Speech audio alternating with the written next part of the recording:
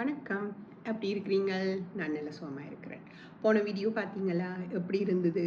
கமெண்ட்ஸில் உங்களோட கருத்துக்களை போட்டிங்கன்னு சொன்னால் என்ன திருத்திக் கொள்ள எனக்கு உதவியாக இருக்கும். ஸோ நீங்கள் உங்களோட கருத்துக்களை கமெண்ட்ஸில் போடுங்க.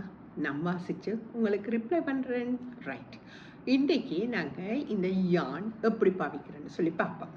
ஓகே, இந்த யானை வந்து நாங்கள் என்ன செய்ய போகிறோம்னு சொன்னால், இதில் லேபிள் இருக்குது. இந்த லேபிளில் சுற்றினதுக்கு மேலே பார்த்தீங்கன்னு சொன்னால் இந்த ஒரு எண்டு பேர் இழுத்தீங்கன்னு சொன்னால், ஒரு பக்கத்தால் இழுத்து கொண்டு வந்தீங்கன்னு சொன்னால் இந்த எண்டு எடுக்கலாம்.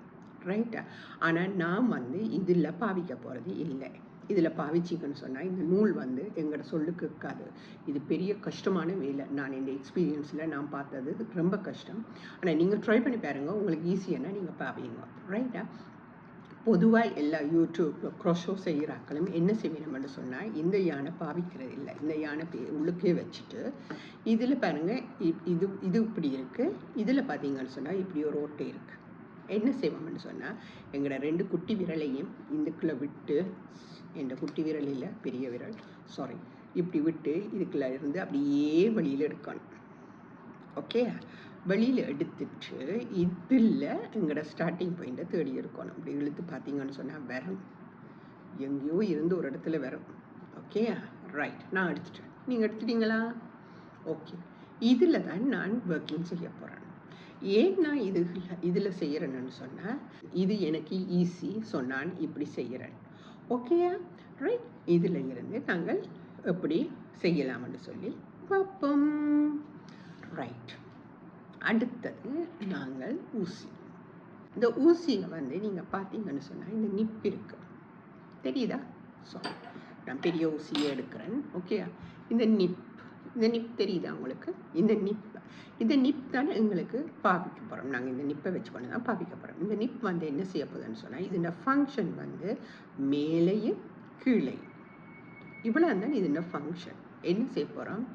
மேலே பிடிச்சு யானை எடுத்துட்டு அப்படியே இழுத்துட்டு திருப்பி மேலே நிறுத்த போகிறோம். இதுதான் மேலே கீழே இழுத்து மேலே, அவ்வளோதான் இதுன்ற வேலை.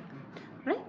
ஆனால் இந்த ஊசியை நாங்கள் எப்படி பிடிக்கணும்னு சொல்லி நீங்கள் பார்க்கணும். முதல் என்ன சொன்னால், நாங்கள் எப்படி வேணாலும் பிடிக்கலாமண்டு இல்லை, இதை எப்படி பிடிச்சா ஈஸியாக நாங்கள் செய்யலாமன்னு சொல்லி பார்க்கலாம். ஆனால் இதுதான் முறையாண்டி இல்லை, நீங்கள் உங்களுக்கு விருப்பமான மாதிரி பிடிக்கலாம்.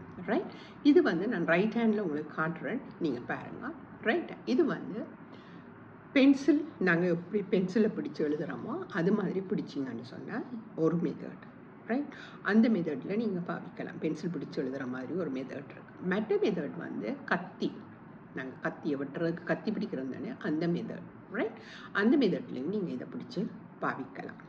ஓகே, இதுதான் நாங்கள் ஊசி பிடிக்கிற 2 மெத்தட் ரெக்கமெண்ட் பண்ணியிருக்கிறேன். பட் உங்களுக்கு எந்த மெத்தட் ஈஸியோ அந்த மெத்தடில் நீங்கள் பாவிக்கலாம். உங்களுக்கு இப்படி பென்சிலை பிடிக்கிற மாதிரி பிடிச்சி செய்யுங்க, கத்தி பிடிக்கிற மாதிரி பிடிச்சி செய்யுங்க. நான் வந்து இப்படி தான் பிடிச்சி செய்கிறேன். எனக்கு இது ஈஸி, இதை பிடிச்சி கொண்டு செய்ய எனக்கு ஈஸி. ஸோ நான் கத்தி பிடிக்கிற மாதிரி தான் நான் பிடிச்சி செய்கிறேன். ஓகே, வீடியோ முடிஞ்சது. இந்த வீடியோ பிடிச்சிருந்தா உங்களோட கமெண்ட்ஸை எப்படி இருக்குன்னு சொல்லி கமெண்ட்ஸ் பாக்ஸில் போடுங்க. அப்போ நான் என்ன மாற்றிக்கொள்ள முடியும். Okay, see you on next video. Bye.